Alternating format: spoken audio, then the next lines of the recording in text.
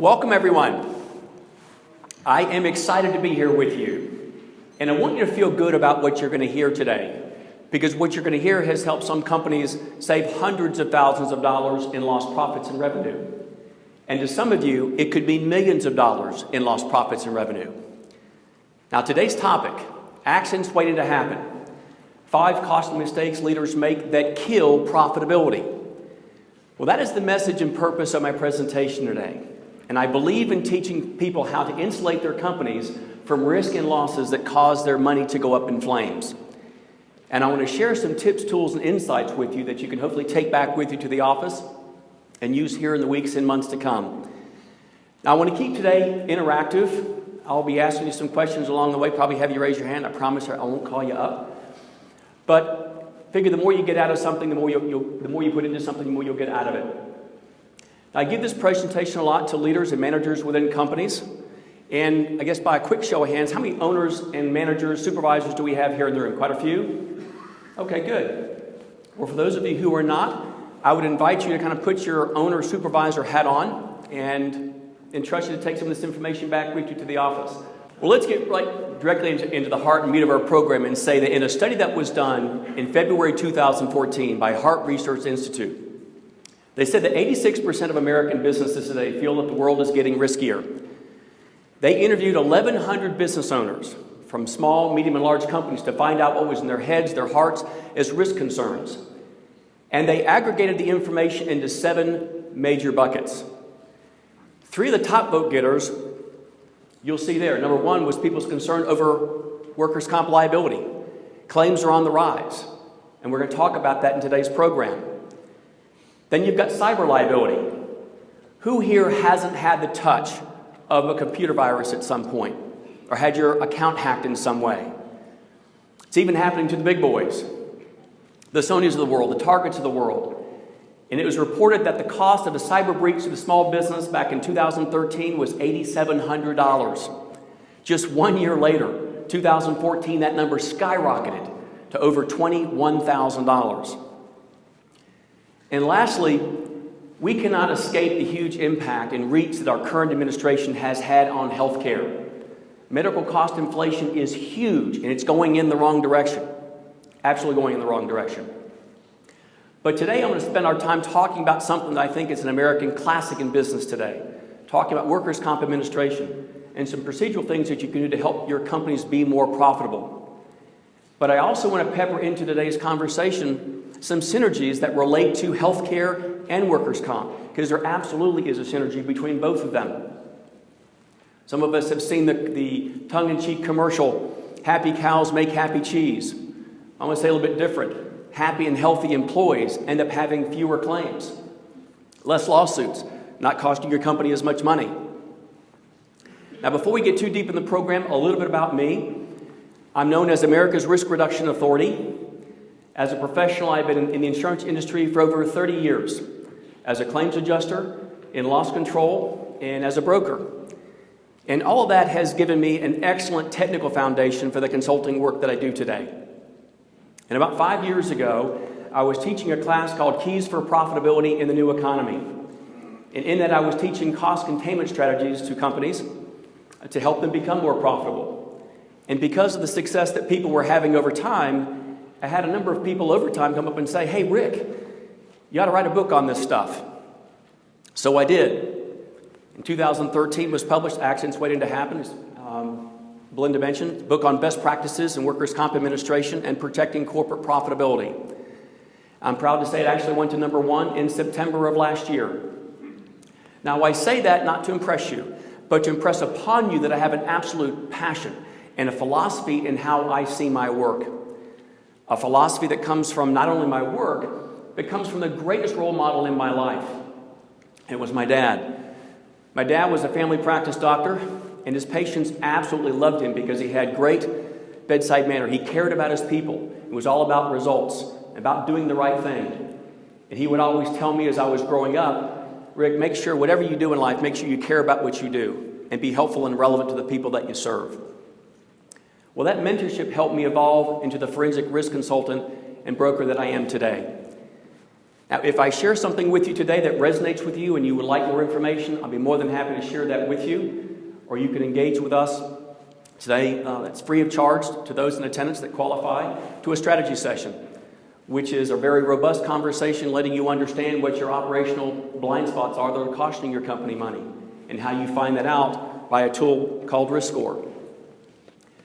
But you're in the right place today if you've ever been frustrated by a workers' comp claim or lawsuit that you just knew was costing you money.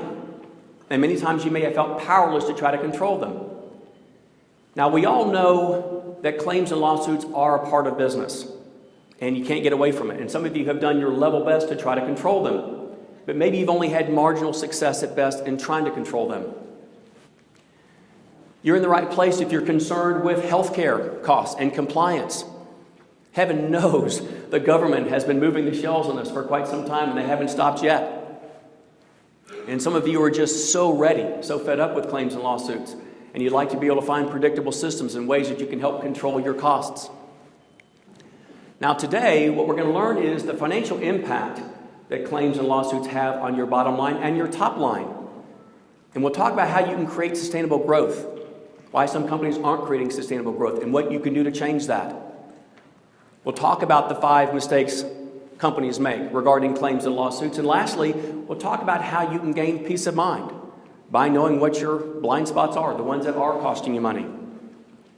But before we get there, I want to share a belief with you that I believe that risk management is a secret weapon for your business. And I say it's a secret weapon for your business because it really involves 3 important things that any smart business owner should really be involved with. The money that you save by putting risk management in place can help you in funding the goals that you have for your company. In the CEO forums that I'm involved with, I hear a consistent theme of the word is sustainability. No one wants to be a flash in the pan. And who doesn't want to be more competitive in your marketplace? And sometimes the simple risk management strategies that you can put in place don't even need to cost you a dime. So again, let's keep that in mind as we go through today's program. But let's talk about sustainability.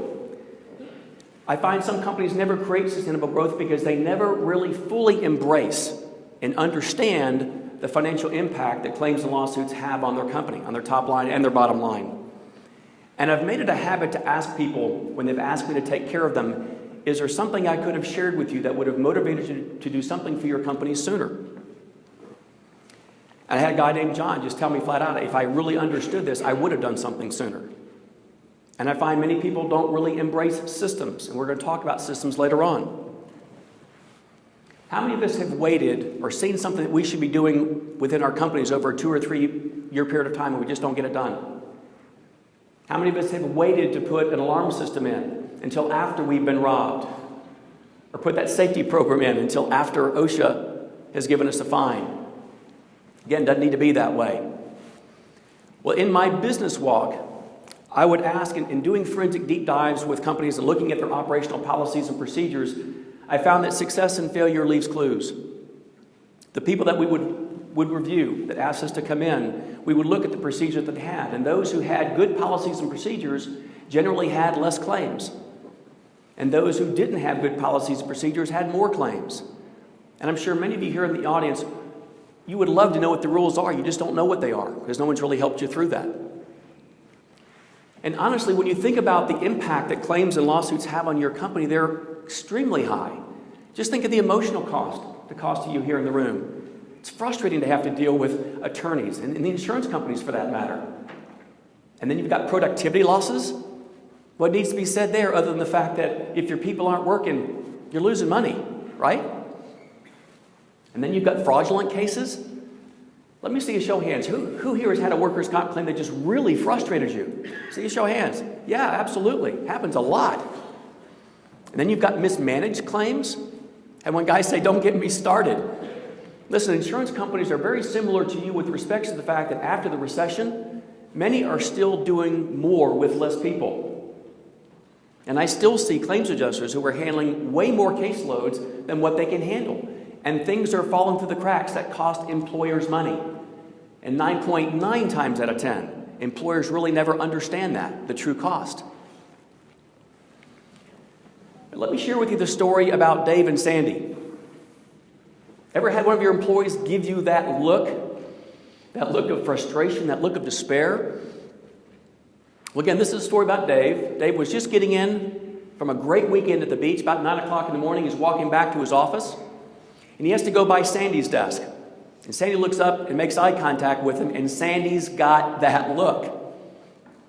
As they're making eye contact, a million thoughts are going through Dave's head, like, oh no, what's this going to be about? I'm not sure if I want this conversation or not. But he gets up to Sandy's desk and says, hey, what's up? Well, Sandy proceeds to say, Dave, I've got some bad news, and I've got some worse news. What would you like first? Well, you got to know Dave. Bottom line kind of guy, just kind of rolled his eyes and said, just tell me. Well, she proceeded to say, remember the guy that we hired a couple weeks ago, Ed? You knew we had a workers' comp claim mid last week. Well, I just found out this morning he's suing us. He's had a claim and he's suing us. Well, as soon as Dave heard that, his stomach went into a knot. Because this isn't the first time this has happened to Dave. And he's thinking to himself, that's just great.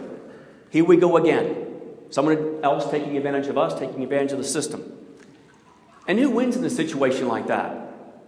It's not the employee many times. Surely not you. It's the attorneys, right? Well, let me give you a little bit more chemistry about this situation. Dave had just hired on 20 new people in 1 month to fund a job he had gotten 2 months before. And in the first 2 weeks of hire, one of his employees goes out and has a serious workers' comp claim. But what they learned after the fact was that this employee, Ed, has had a history of going out and having workers' comp claims and getting an attorney. Now, this claim ran about $67,000. And based on Dave's profit margin, which is about 5% at the time, he's now got to generate over $1.3 million in sales just to break even, just to pay for that. I'm going to show you how we get to that math here in just a moment. Well, let's talk about the 5 costly mistakes leaders make that kill profitability. The first one's not knowing your numbers. And when I say not knowing your numbers, I'm talking about your KPIs, your key performance indicators. And they're different for each of you. I'm sure you know what your net profit margins are, but you know your incident rates, your OSHA DART rates. Do you know your loss ratios for your policies, your coverages that you have? And let's just keep this simple and say, do you know what your incurred losses are? And for a refresher for many of you, what an incurred loss is something comes on your loss runs that you get from your insurance companies. And an incurred loss is what the company has already paid plus what they think they're going to pay. That's called a reserve. And that combined total is called an incurred loss. Now, many of you have heard of the great management mind, Tom Peters. Well, apparently Tom had coined the phrase, what gets measured gets done. And I'm going to say this a little bit different. You cannot manage what you can't control. And you can't control what you don't measure. It's not enough just to know your numbers. You ought to know the analytics behind your numbers. Do you know the time of day or day of week that your claims are occurring? Do you know the type of body part, the types of injury, the trends that you're having? The moral of the story here is if you're going to be investing money into a safety program, why not invest it in areas where you're having issues? Makes sense, right? And when I talk with probably, I'd say 9 out of 10 people, I find that many people don't really know what their numbers are or the analytics behind them. So again, if you don't, I would suggest when you go back to your offices is to find out what are your loss runs from your company and find out what your numbers are. Let's talk about the second costly mistake leaders make that kill profitability. Not knowing the real cost of claims. And when we talk about the real cost of claims, we're talking about not only the direct cost of those claims, but we're talking about the indirect cost of those claims as well. And that picture of an iceberg is a really great depiction of really what we're talking about here. Because many times the actual cost of the claim itself pales in comparison to the stuff that's actually underneath the waterline. Very expensive. Now again, some of you have heard me speak from before, but I want to take this a little bit further with you. I've asked the question before, how many of you have heard the terminology total cost of risk? Those who've heard me from before should see some hands. Total cost of risk has been around for a while. It's been around since the 70s. A guy by the name of Frank E. Bird Jr. had created it. And he had a publication called The Real Cost of Accidents Can Be Measured and Controlled. Now, I'd like everyone just to stop and I want you to think about how much you think your company pays in premiums each year and put that number in your head. What the science of T-Core says is, let's just say you're spending $100,000 in premium. What the science of T-Core says, if your premium was $100,000, your total cost of risk is conservatively over $1 million. Which means your bigger cost to your company is not what you pay in premiums. It's what's below the waterline. How much did your last bad hire cost you? Shuram, the Society of HR Managers, says in a report that said if you've got somebody making $30,000, $35,000 a year and they're with you for a half a year and they leave your company, that employee costs you upwards of $70,000, $75,000. The cost to retrain, the cost to rehire, loss of productivity, your time, it's extremely costly to your company. And as it relates to total cost of risk, let's talk about the moral of the story here. The moral of the story here is when you're thinking of risk management, think beyond your premiums. Look for systems, look for resources that can help you in reducing your actual total cost of risk, things above and below the waterline. What can you do to reduce your actual premiums as well as, again, your indirect costs? So again, as it relates to total cost of risk, let's talk about something that comes out of OSHA called indirect loss cost factors. Again, indirect loss cost factors. And what OSHA says is that for any claim that you have, there's some very real additional costs associated with them. And OSHA, through their statistics, said indirect costs range anywhere from 1.1 to 4.5. And going back to the example I shared with you at the very beginning with Dave, Dave had a claim that was over $67,000. So if you multiply that claim times the lowest factor that was there, the 1.1, you've got indirect loss costs now of over $74,000. Now you simply take that number and you multiply that, you add that to your actual direct cost of claims. And now you've got total loss costs, in this case, of over $141,000. Now this is just talking about workers' comp claims. Let's talk about that synergistic aspect we were talking about at the very beginning. Talk about healthcare.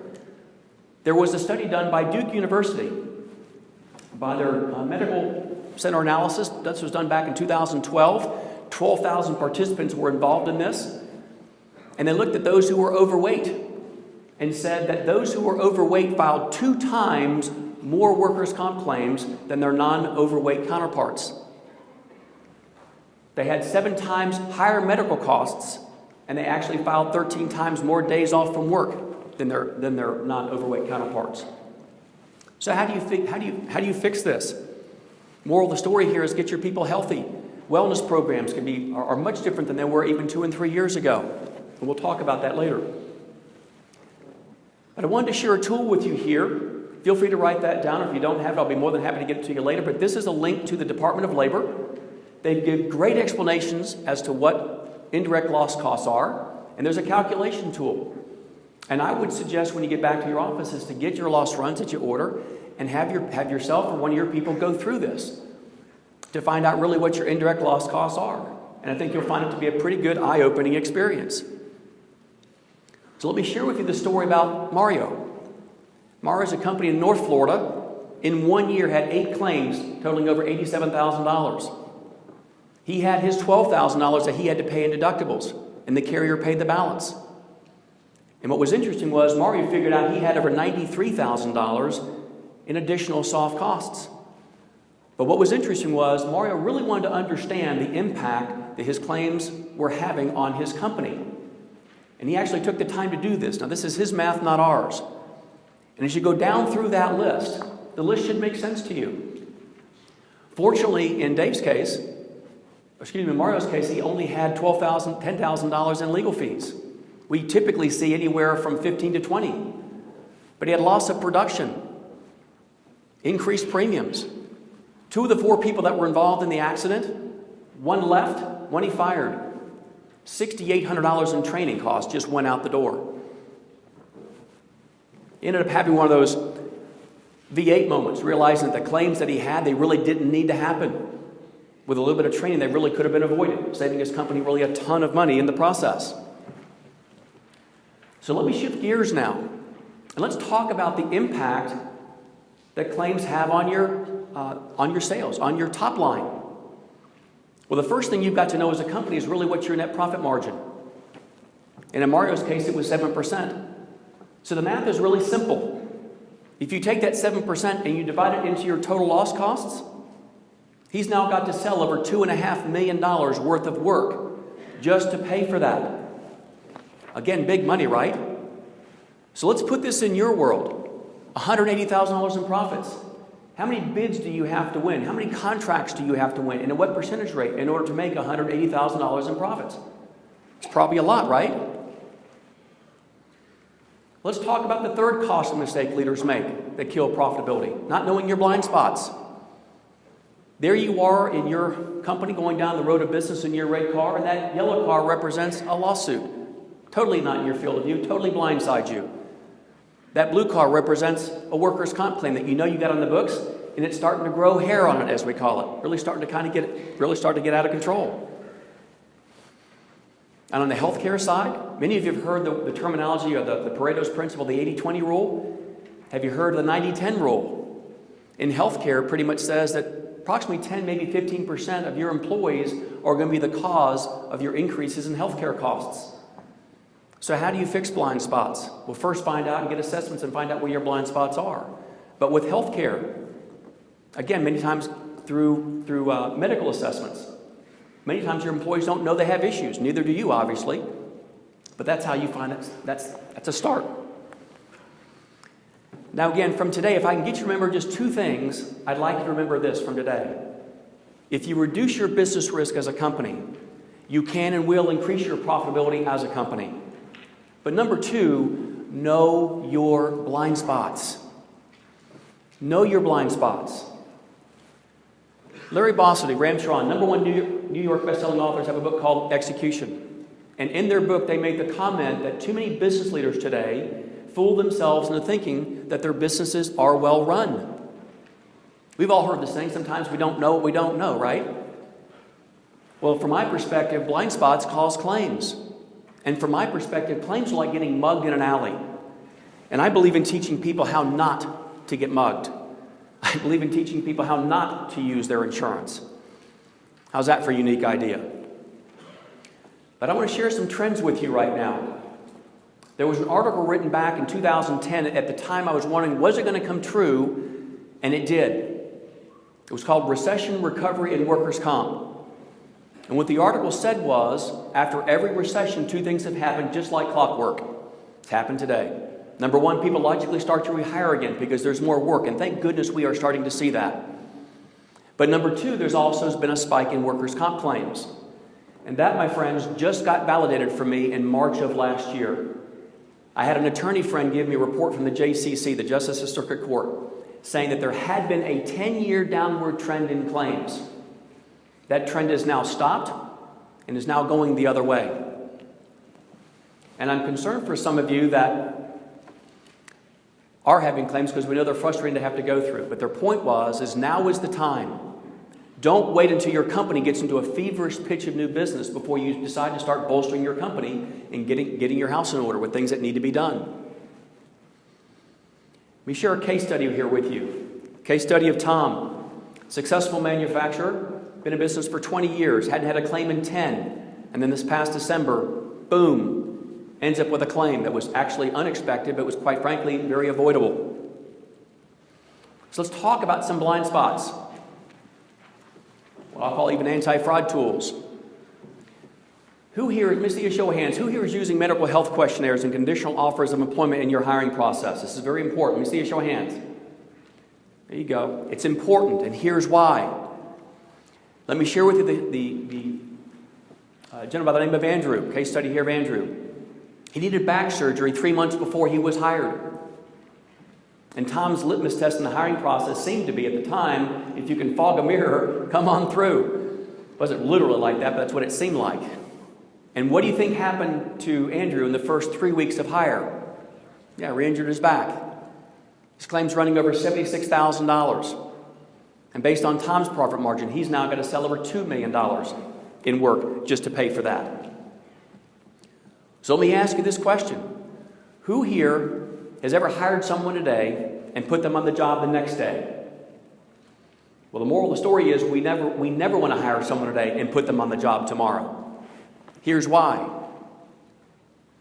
Remember conditional offer of employment letter I just mentioned to you, that document is your trigger point document that enables you to give someone that medical health questionnaire, because you can't ask medical stuff in the interview process. But after you've offered them the job, you can give them a medical health questionnaire. And if someone is less than honest in completing that medical health questionnaire, you have just given yourself a get-out-of-jail-free card. How is that? Through a court case called Martin Company versus Carpenter. This goes back to 61, made statute in 94. Pretty much says if someone is less than honest in completing that medical health questionnaire, your carrier has the ability to deny that workers' comp claim. Again, saving your company a lot of money in the process. And something else about medical health questionnaires. You want to make sure that you keep them in a completely separate locked cabinet away from all your other documentation, just to make sure that you're in compliance with HIPAA. But you may want to check this out in your state, because sometimes the state laws can be different. So just check the viability of medical health questionnaires, but in most states they are alive and kicking and doing very well. Talk about some other blind spots here. Let's talk about pre-employment background checks. In the case of Dave that I mentioned at the very, very beginning, we're blessed here in the state of Florida, and some states have, many other states have this, but you can actually go online and see if the person that you're hiring is a professional workers' comp claimant. In Dave's case, it would have saved him a ton. He would have seen that Ed had a rap sheet probably 3 pages long. We should be doing motor vehicle background checks. Why is that? Because of a legal term called negligent entrustment.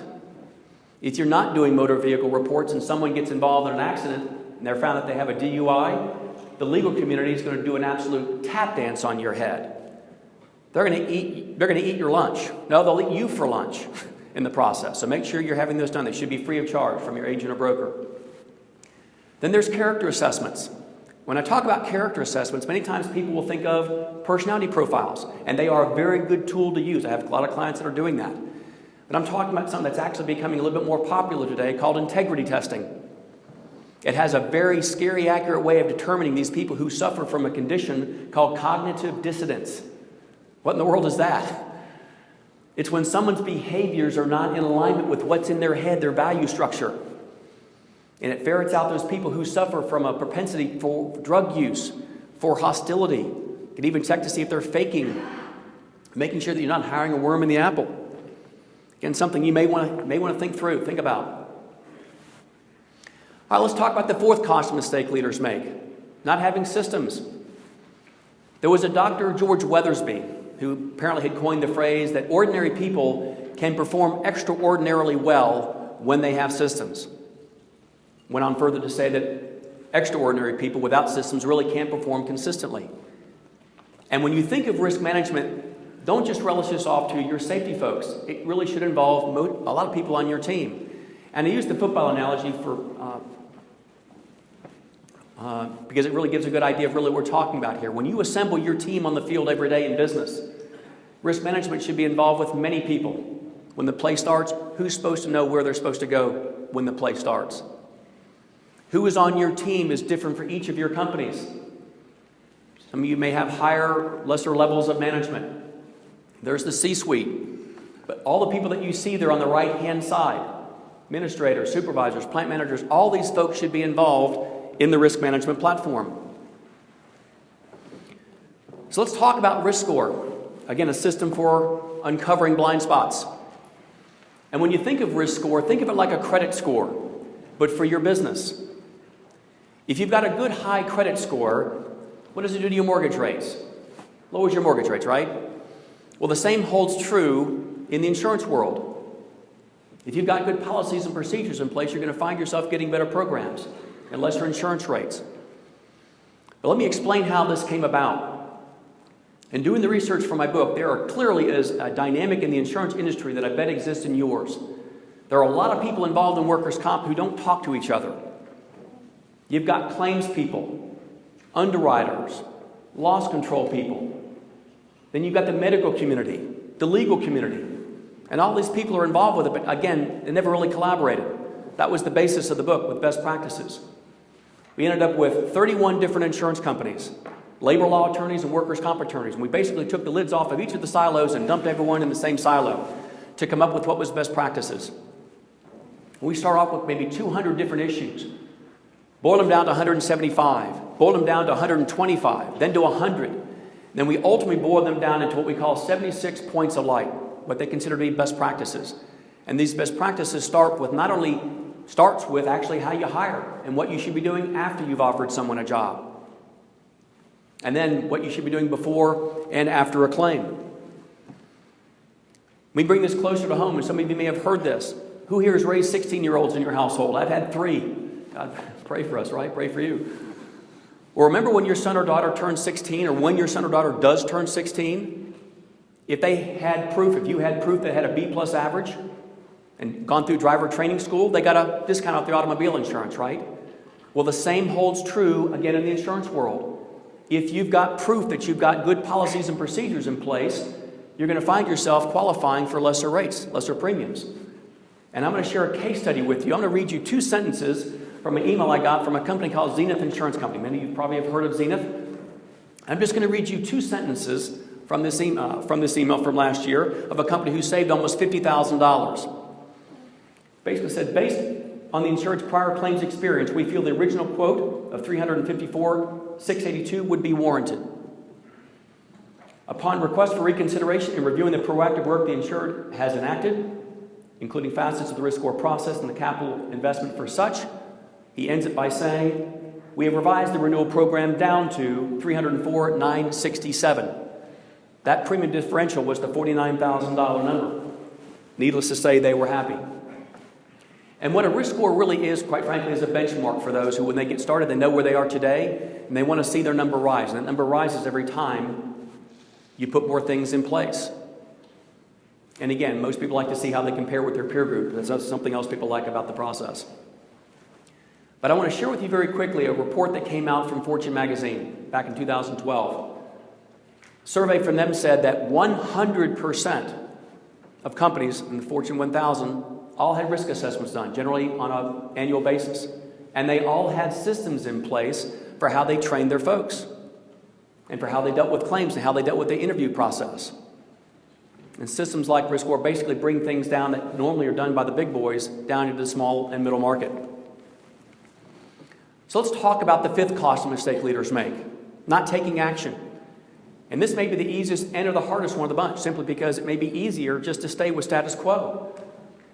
But I would suggest to you, don't be the company who waits to put an alarm system in until after you've been robbed. Now, in summary, as I said from the very beginning, if you reduce your business risk as a company, you can and will increase your profitability as a company. But know your blind spots, and more importantly, do something about them. Now, statistically, these are some of the results that people are going to get by having systems in place. We've seen their reduction in number of claims in 1 year drop even more than 63%, but on average 63%. We've seen the actual cost of those claims reduced by 21%. And you all know how expensive turnover is for you guys and gals. We've seen on average people reduce their turnover by 30%. Again, don't take my word for it. Paul Womerand, CEO of Kenpat USA, from his perspective, help him connect the dots, help him identify things that were really strategic to his company. And those that know Paul know he has a very good safety culture. But having gone through the process, really felt that it made him even much more of had an increased effect on his culture. Then there was Jim, manufacturer. He was averaging over $318,000 in losses over a 3-year period of time. And in 1 year was able to drop his claims below $28,000. It was like a 90% drop. And that had the same financial impact as adding over $13 million to his sales. His profitability that year, up 24%. Again, big money. All right, so in closing, what are next steps? Well, let me ask you more specifically, what are your next best steps? Well, if you want great results, you need to have a plan. You should have a system.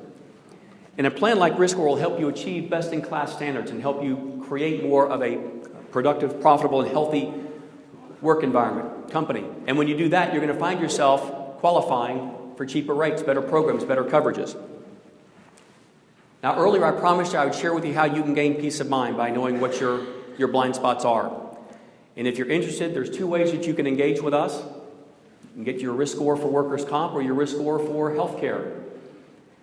Now, my cult wanted to do something that was special for you. They made arrangements for you to be able to get your risk score and have a complimentary risk reduction strategy session with me at no cost. It normally runs $750, part of our silver package. But again, it's complimentary for those that qualify with a room this large. And to qualify, you simply need to be a leader or a key manager within your company, or have the ability to involve them in the strategy session. So again, if you're interested and you would like your risk score, simply want to make this very simple for everyone. Just pull out a business card, and all you have to do is just put a number on the back of your card. And that number represents the approximate number of employees that are in your company. My staff needs that along with what's on the front of your card in order to be able to send you out a customized link. So again, if you're interested, you can just put WC on the back of your card. And if you would like your risk score for healthcare, you can write an 8C on the back of your card. And at the end, you can just drop them off with myself or my assistant on the way back of the room in the jar. I'm going to raise your hand there in the back. She's there in the back.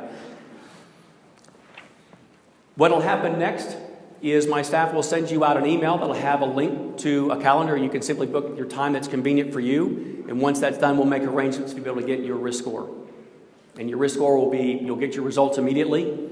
Again, your strategy session lasts 60 minutes, and you'll learn about where your blind spots are and what you can do to try to change those.